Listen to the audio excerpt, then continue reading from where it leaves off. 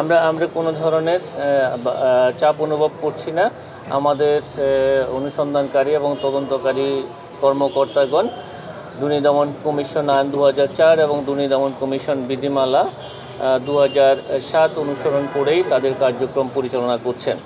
অভিযোগ সংশ্লিষ্ট জনাব নুরুজ্জামান আহমেদ, সাবেক মন্ত্রী, সমাজ কল্যাণ মন্ত্রণালয় এবং সাবেক সংসদ সদস্য, লালমনিরহাট 3 লালমনিরহাট সরকারের দায়িত্বশীল পদে থেকে ক্ষমতার অপব্যবহার পূর্বক জ্ঞাত আয়ের উৎস বহির্ভূত 5,31 লক্ষ টাকারও বেশি মূল্যের সম্পদ অর্জন এবং নিজ নামেও 31টি ব্যাংক হিসাবে 62 কোটি টাকারও বেশি অস্বাভাবিক লেনদেন মাধ্যমে প্রাপ্ত অর্থ বা সম্পত্তির অবৈধ উৎস গোপন বা আড়াল করার উদ্দেশ্যে স্থানান্তর, রূপান্তর এবং হস্তান্তরের অপরাধে দুর্নীতি দমন কমিশন আইন 2004, দুর্নীতি প্রতিরোধ আইন 1947 এবং মানি লন্ডারিং প্রতিরোধ আইন 2012 এর সংশ্লিষ্ট ধারায় একটি মামলা রুজু হয়েছে।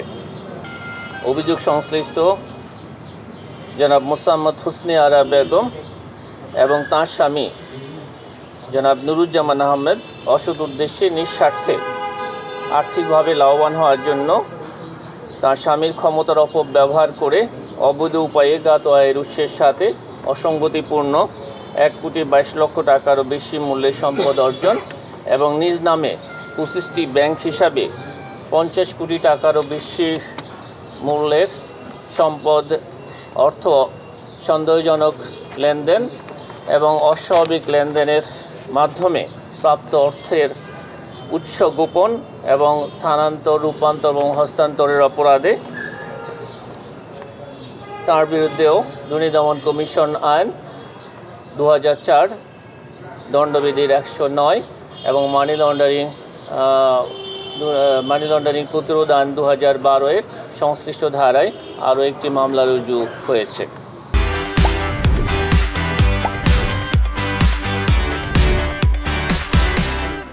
জনাব রাকিবুজ্জামান আহমেদ, পিতা নুরুজ্জামান আহমেদ পরস্পর যুগ সাজসে অসৎ উদ্দেশ্যে নিঃস্বার্থে আর্থিকভাবে লাভবান হওয়ার জন্য তার পিতা জনাব নুরুজ্জামান আহমেদ সাবেক মন্ত্রী, সমাজ কল্যাণ মন্ত্রণালয়ের ক্ষমতার অপব্যবহার করে প্রভাব ও আর্থিক সহায়তায় জ্ঞাত আয়ের উৎসের সাথে অসঙ্গতিপূর্ণ 2,06 লক্ষ টাকার বেশি মূল্যের সম্পদ অর্জন এবং নিজ নামে 10টি ব্যাংক হিসাবে 22,43 লক্ষ টাকারও বেশি মূল্যের অর্থের অস্বাভাবিক লেনদেন মাধ্যমে প্রাপ্ত অর্থ বা সম্পত্তির অবৈধ উৎস গোপন করার অপরাধে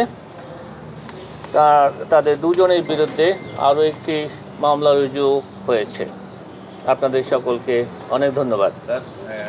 আমরা কোনো ধরনের চাপ অনুভব করছি না। আমাদের অনুসন্ধানকারী এবং তদন্তকারী কর্মকর্তাগণ দুর্নীতি দমন কমিশন আইন 2004 এবং দুর্নীতি দমন কমিশন বিধিমালা 2007 অনুসরণ করেই তাদের কার্যক্রম পরিচালনা করছেন। এখন পর্যন্ত এই ধরনের কোনো তথ্য আমাদের কাছে নেই। তারা কোনো চাপ অনুভব করছেন বলে আমার মনে হয় না। অনেক ধন্যবাদ।